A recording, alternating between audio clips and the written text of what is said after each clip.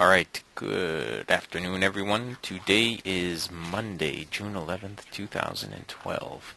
I am going to go for the results right away here. The NQ were minus 12 ticks, the ES were plus 20, and the YM were plus 27 ticks. That was the morning session. Okay, minus 12 NQ, plus 20 ES, plus 27 YM. Comes out to about 385 bucks or something like that. Plus, anyway, if you have not taken a free trial with us yet, go to www.cfrn.net/apply and fill out the little form there. We don't require any credit card or anything like that. With the free trial, you get to sit in our live trading room for 5 business days. For 2 hours a day for 5 business days, you get to sit in our live trading room. Live trading room as well.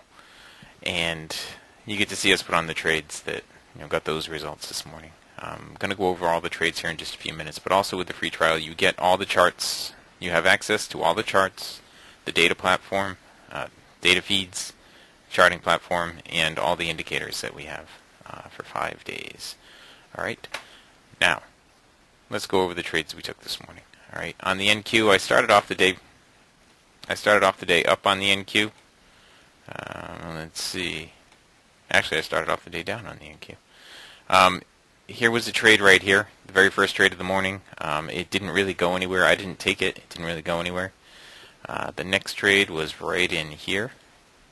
Okay, now what I'm looking for here, and I'll point this out. You look for a bearish cross right here of the MA1 down below the BBC. The BBC is this green line right here. BBC stands for bull bear cross. All right. When the MA1 crosses below it, that's a bearish cross. You then look for divergence down here between the green line and the red and blue line. All right.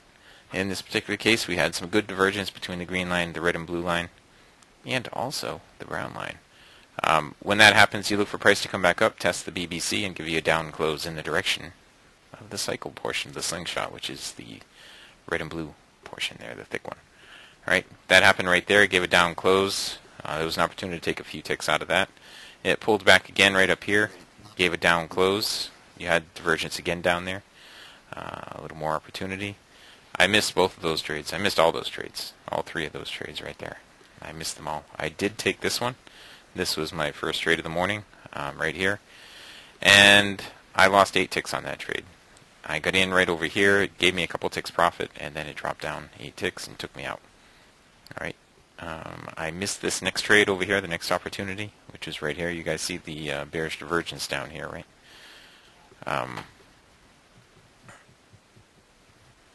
I'll answer your question in just a minute there. Okay. It pulled back up, tested the BBC, and gave a down close right here, and that gave some profit. It did it again right over here, but right here the cycle was blue, so I wasn't interested in that trade. Okay. Over here, everything moved up, changed directions right there. I got long in here, and I took profit up here. Now I got my 8 ticks back, plus I think I had another 7 ticks profit. So right here I was plus 28 ticks because I was trading 4 contracts. So it was plus 28 ticks right there. I missed the next trade right here. I took this one right here. Right over here when we got the down close, the cycle moved up against me, and I should have just gotten out of the trade at that time. The cycle really started to move up against me, suggesting that the trade was just going to keep going and the MA1 was going to hold. I got stopped out of the trade. So at that point, I was, what was I, down a tick or 2, something like that. Over here, I stopped out of this trade. Okay. Then I missed this long trade here that worked out. I took the long trade right here that didn't work. Again, the cycle was going against me when I got into this trade. The better trade would have been over here when the cycle wasn't sloping down against me. I missed this nice trade here and that nice trade there. What did I do? I missed this short here, but you can see the divergences here. You get your bearish cross, price pulls back up, tests the BBC, and has a down close. Now I keep telling you about all these trades that I'm missing. I'm missing these trades because I'm trading at least 3 markets at a time and answering questions from a whole bunch of people. If you were trading just 1 market at a time, there's no reason for you guys to miss these trades. Okay? If you were just trading, say, the NQ, you could have gotten all these trades and been way up on the morning. As it stands, I got into this trade over here. I got long in this trade right over here, and it obviously went up, and it got me all but 3 ticks of the loss. It got back all but 3 ticks of it. It actually had all of it right here, those extra 3 ticks. But I had moved my stop up right up to the MA1 here. I thought it was going to run out of gas here, and it did. Let's see, and that was the last trade I took this morning on the NQ. There was another opportunity right in here to get long, and over here, an opportunity to get short. You see with the bearish divergence down here. I'm looking at that. You look for the bearish cross, the bearish divergence, and the down close. So right in there was a nice opportunity to get short. There was another one right over here just a minute ago. Right in there. Okay. And there was one to get long right over there if you wanted to. Alright. So anyway, I ended the morning it was minus 3 ticks per contract. I was trading 4 contracts on the NQ. So I ended up down 12 ticks over there. Alright, let me go to the YM. I don't think I took many trades on the YM. I think I only took 1 trade, as a matter of fact. The YM had just about as many setups as the NQ did. Usually they're pretty close to each other. They're running pretty close to each other. Wait, I got to answer a question first.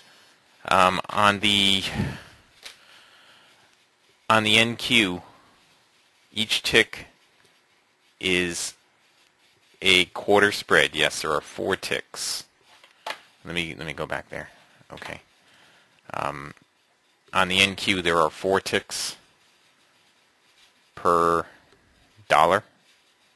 Okay, so 25.47 up to 25.48. There's 4 ticks. Each tick is worth $5 per contract. Okay. The YM, there are, well, they're called points on the YM. Every tick is called a point, and they're $5 a point on the YM per contract. On the ES, it's $12.50 per tick, and there are 4 ticks per point on the ES. Okay, that's the way it works. All right, so let me get back to the YM here. Okay, I only took 1 trade on the YM this morning. It was right here. All right, I got a partial fill, and that's what ended up giving me 27 ticks profit. I got a partial fill on the thing. I would have had, I don't know, it slipped some because I only had 2 contracts, so I would have had about 40 or 44 ticks had I got a full fill. But as it is, you can see here, 9:30. We had a pullback up here, but the cycle was going up, so we didn't really want to get short there. Over here, it almost pulled back. We didn't really have good divergence, but almost. Over here, it just wasn't. It wasn't all coming together just right on the YM. It wasn't pulling back to the BBC, all the way back to the BBC, until over here. And I got long right over here. I had 4 contracts on. All right. And I got a partial fill on it, and then it went up, whatever it went up, 10, 15 ticks, whatever it is that it went up there. So I took profit on that one. There was another opportunity on the short side right here, and again over here, and again over here. All these are with these divergences right here. You see all these pullbacks, tests of the BBC, and then a down close. Pullback, test the BBC, and a down close. Pullback, test the BBC. Actually, this one would have been right here, and a down close. That one actually pulled back a little bit more. But they all, you could have done this in 1 trade, but they all pulled back, tested the BBC, and eventually it went down. Over here, you got a bullish cross of the MA1 over the BBC. Do you guys see that I'm doing the same exact trade setup, just a different market, same time frame, just a different market, same setup? The MA1 crossed over the BBC right here. It didn't pull away from it until over here, and we didn't have any divergence at that time. And it crossed back down below it over here, so we're looking for shorts when it crosses below. It pulled back up, tested the BBC, and gave a down close with the bearish divergence right there. So you would have been looking to get short right in there. All right. There were a couple of opportunities to enter in there. I missed them all. I only took one trade on the YM this morning. I missed all these other ones. Right here we got an opportunity to get long right in there for the up move, get short right over here for the down move. There was some bearish divergence right in here as well. And let's see, right over here there was some bearish divergence after the bearish cross. Tested the BBC with a down close. And that's pretty much it.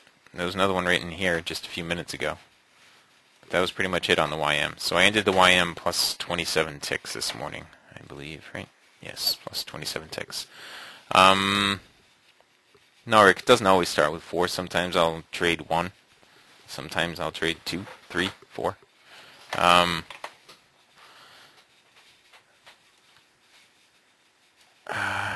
But today I started with 4. Okay, and on the ES, let me show you the ES trades that I took. I took 3 trades on the ES this morning. I ended plus 20 ticks. Okay, plus 20 ticks on the ES, and these are the trades that I took. Right here, this was pre-market, right in here, when it pulled back up and tested the BBC right here. I did not take that trade. Okay.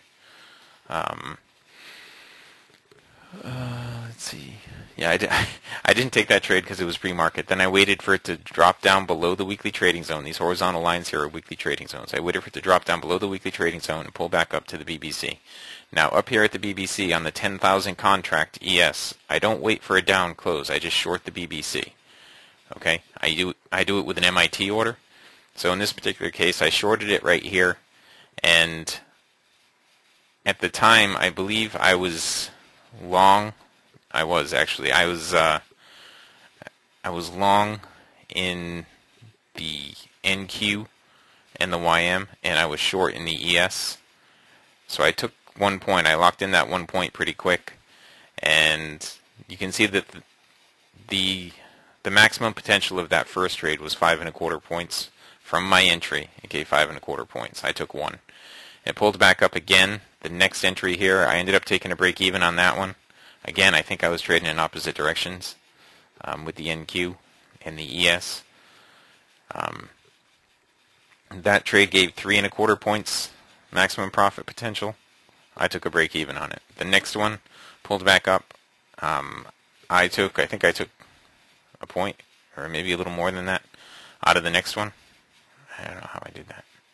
No, okay. There was 4 contracts. That's 16 plus 4. I traded just 1 contract on this one. I traded 4 on this one, 1 on this one. And I ended up taking a point out of this. Okay. And then it dropped down plus 3.5 points. The next one pulled up here. I didn't take this trade. I was doing something else when it happened. But you can see after this trade hit the BBC and we closed down below this little trend line we drew on here, that gave 5 points profit potential. And since then I haven't taken any more trades.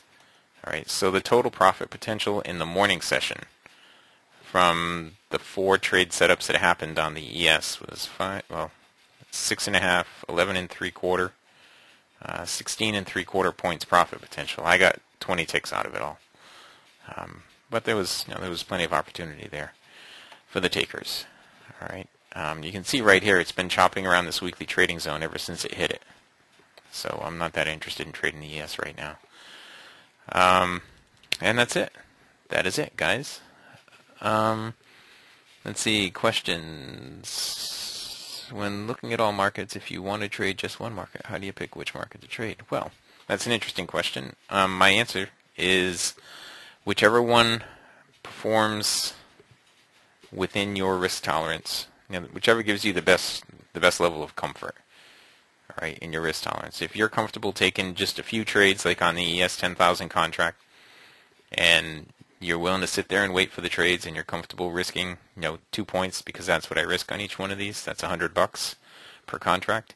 If you're comfortable risking that every time you put a trade on, then that's for you. It may be for you. If you would rather risk less, take a lot more trades, maybe have more losers right in a row, but end up having bigger winners, maybe the NQ is for you, because I only risk $40 a trade on the NQ. $40 per contract per trade on the NQ. The YM, the same thing. I only risk 35 to $40 per trade on the YM when I take a trade over there. Okay, you're going to have more trades on the NQ probably than the YM or the ES. The YM is pretty close to mirroring the NQ lately, but not exactly. You can see right here. Just look at the choppiness right here, and it looks almost the same. If you go chart to chart, if you overlay them on each other. But yeah, it depends, Mike, which whatever you're comfortable with, really. I would say the ES is easy to learn because the rules are just a little tiny bit simpler than the other ones. With the ES, you're just waiting for the pullback after the bearish cross or the bullish cross. I don't trade into weekly trading zones, but you're just waiting for that pullback.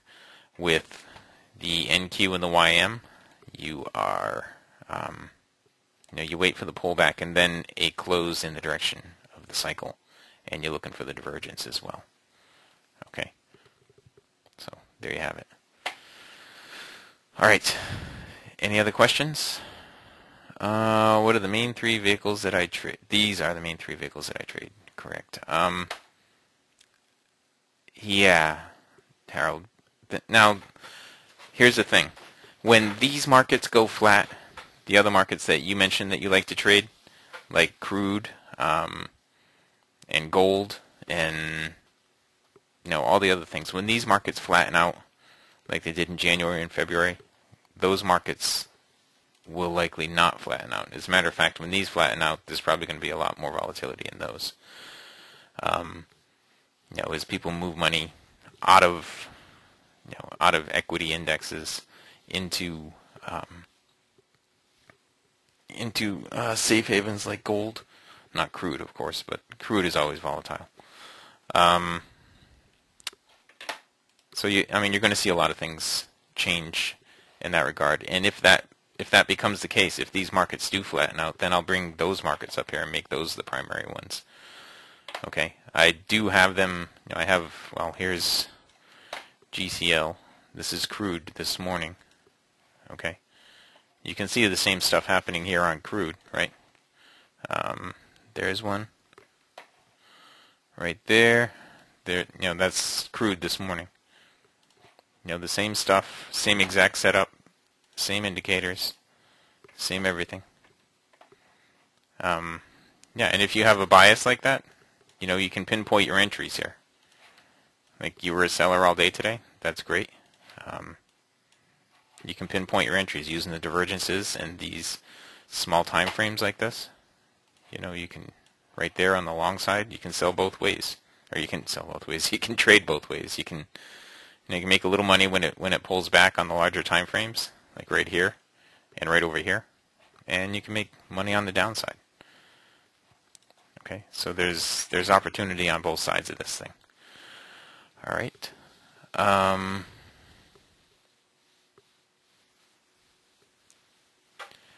Patrick, that is right. What Dwayne does when he goes through the charts in the blog that you may have been reading in the past, what he'd do is he would add all these up. The maximum profit potential came out to 16 points. He'd add it up, cut it in half, and say, okay, 8 points is more likely what you were going to get. If you had just a 2-point bracket on each one of these, you would have gotten 2, 4, 6, 8 points. If you had just a 2-point bracket. Okay? So that is absolutely true. The maximum profit potential is not what you're going to get. Okay? The chances of you getting the maximum profit potential out of each one of these trades is really slim. Yeah. All right. Anyone else? Okay. I'm going to stop the recording here.